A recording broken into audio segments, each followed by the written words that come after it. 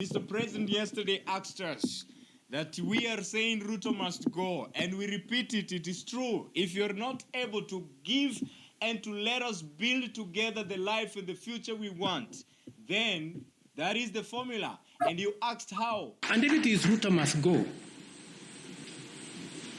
tell me how you want me to go. Because I have tried to listen to the people organizing the demonstrations. And they have said three things. They have said they love Kenya, but they hate the leaders. And they have talked something about one term. And they have said Ruto must go. Those are the things I have listened to. And if it is Ruto must go, tell me how you want me to go. What? You know, I mean, let's be honest with ourselves. What do you mean? What do you mean by Ruto must go? How do I go?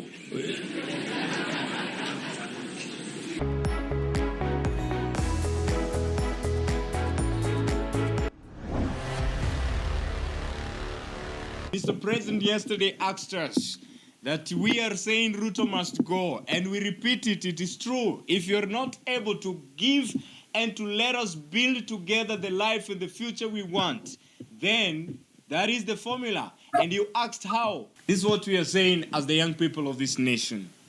We know that we cannot live in a nation where fear is the order of the day. Every time we get outspoken, it's either abduction, it's either the Subaru Boys comes for you, or else it's either you are assassinated or killed. But this is not the kind of a nation that we call home. We desire to have a nation where our voices will be heard, where our voices will participate in making national policies and national laws that will bring order and bring development to our nation. And I want to say this, what happened on Wednesday, it is impunity as you call it, it is anarchy as you want to label it. But we want to remind you that all this you were the one who started. An eye for an eye, a tooth for a tooth. You introduced the formula. But now the funny thing is, the young people of this nation are so determined.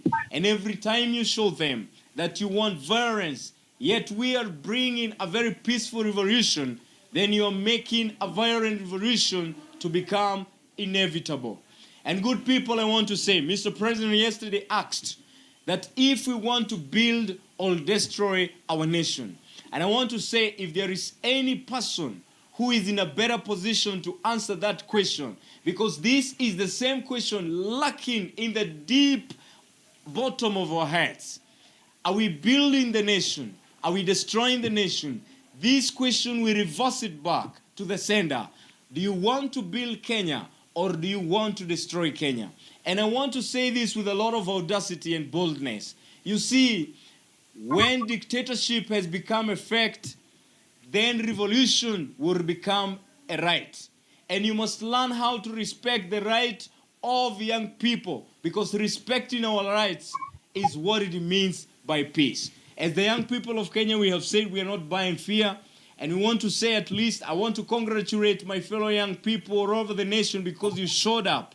And in the spirit of solidarity and oneness, we showed them that together and united, we are standing and we are strong. And I want to keep encouraging our people. There is hope at the end of the tunnel. And I want to tell you, there is no greater light than the light of unity. It is the only thing that will illuminate the corners of this Kenya and bring us a better nation that we desire to have. A nation that one time the same president who comes to respond to us with violence, he told us that at some point when he was a chicken seller, he had a dream of one day leading this nation. And yet he was given a good, tranquil environment to dream and to become.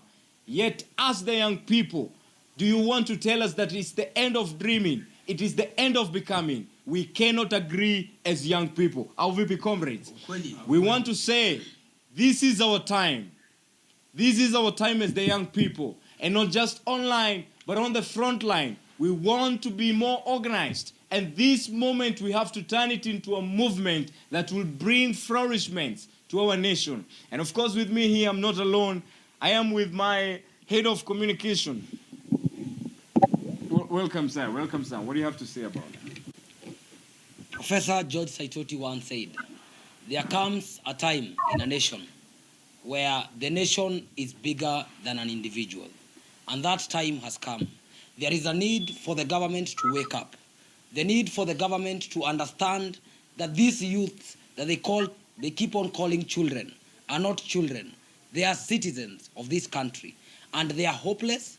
At the end of the day, in the villages, they have gone to school, they have gone to universities, they have gotten their degrees, but unfortunately, they are hawking on the streets. These people are hopeless. They cannot put food on their table. And there is nothing that you can ever tell a hungry man. And a hungry man, as we are ever told, is an angry man. And when they are angry, when they come to the streets, and when they demand for their nation, for accountability, we can hear that 900 million Kenya shillings is being put aside to renovate State House. Well, at the same time, the educational sector is in crisis. We cannot be able to fund our hospitals. There is no medicine in our hospitals. So we ask the fundamental questions. The government, where are your priorities? And as the youth of this nation, there is nothing that we are demanding, such as accountability. We want accountability. And to Kipchumba Murkomen, the so-called lawyer, we are going now to address you directly as youths. At the end of the day, you have called for the killing of the youth when they approach police station despite having grievances. We have grievances not with the police officers. We have grievances with a system that does not reward merit. A system that rewards who you know in the government rather than what you know.